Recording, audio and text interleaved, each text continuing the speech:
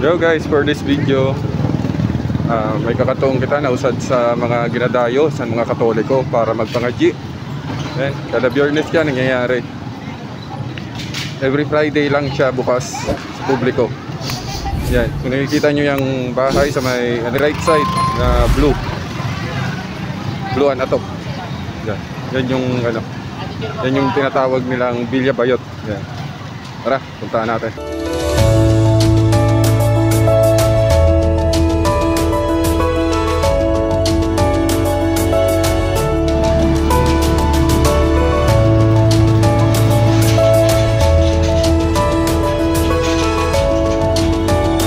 Right, we are here. Pasok, pasok.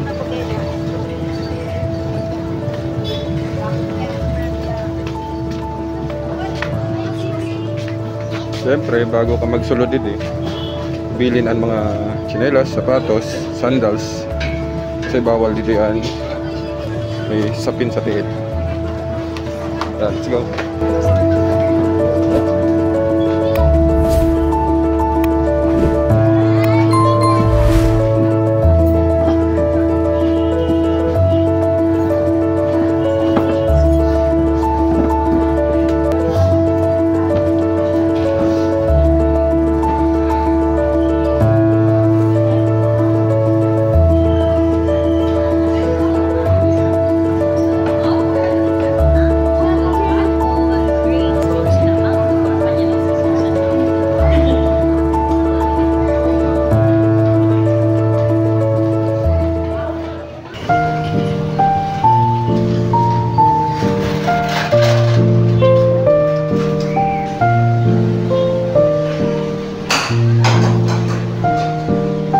Kita nyo, may nagapangaji. Damok sinda actually. Amo po yung ginatawag nato na Santonchero. Amo po yung imahen, amo po yung ginadayo dito sa Villa Bayot. Yan yung mga number 1 na ginadayo dito. Kasi ginatuudan ninda na once na pangaji sinda dito, sa nina imahen ni Santonchero is matutuman. Ninda mga ginahandom. Ano man na ninda ginaayo kasulod sa ninda mga puso. Ayan. So dito sa nina part pila-pila yung mga tao ito.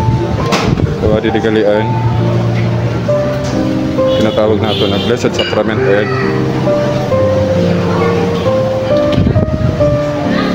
Tawas ni Cristo, tapos mga iba-iba na santo, mga imahe ng santo. Ayan.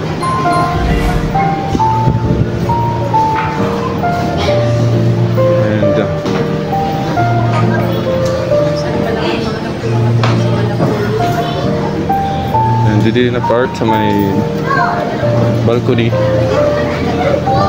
Dito nyo makikita ang imahe ni Our Lady of Lords. Ayan.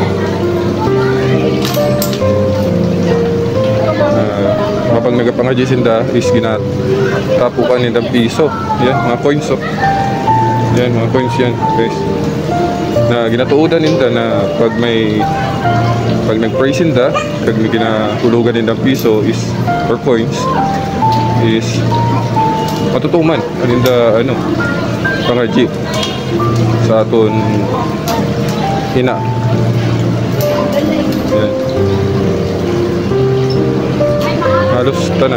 Halos tanan ginahimo, no? Kita nyo.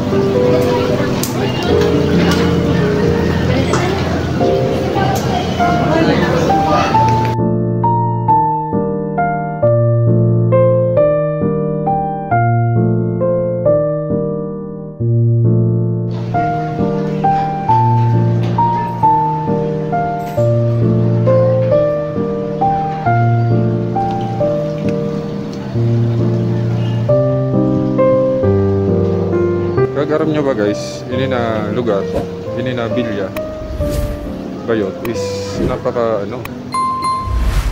milagroso. Ano?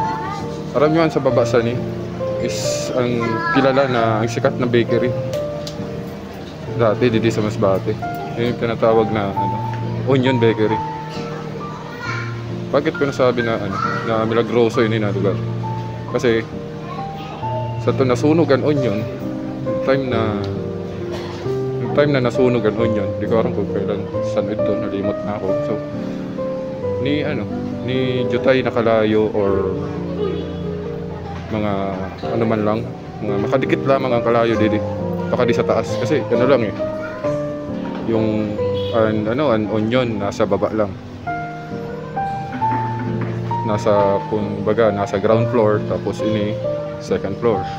So siyempre puro kahoy pa, light materials, kaya ano talaga sang kalayo makakaon. So dahil sa milagroso ini na lugar, bisan Jutay nakalayo wala dumikit dili.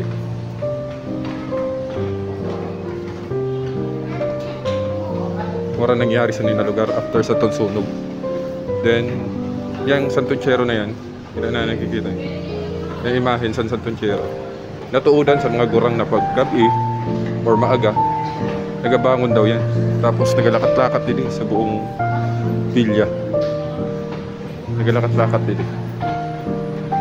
Hindi ko alam kung anong purpose, kung ano kayo nagalakat-lakat siya. Amo lang ang sabi-sabi sa panahon.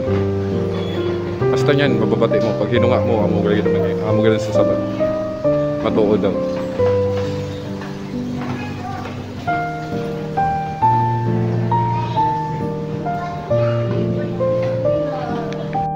So amo lang muna. Thank you sa nag-play sa akong video. Yun lang muna, and sana sa mga tao na ade na nangadji para sa inda personal intention, hope matuman sa naton Ginoo ang inda inahandom para sa inda sadiri, kapwa, pamilya, amigo. Thank you everyone. God bless.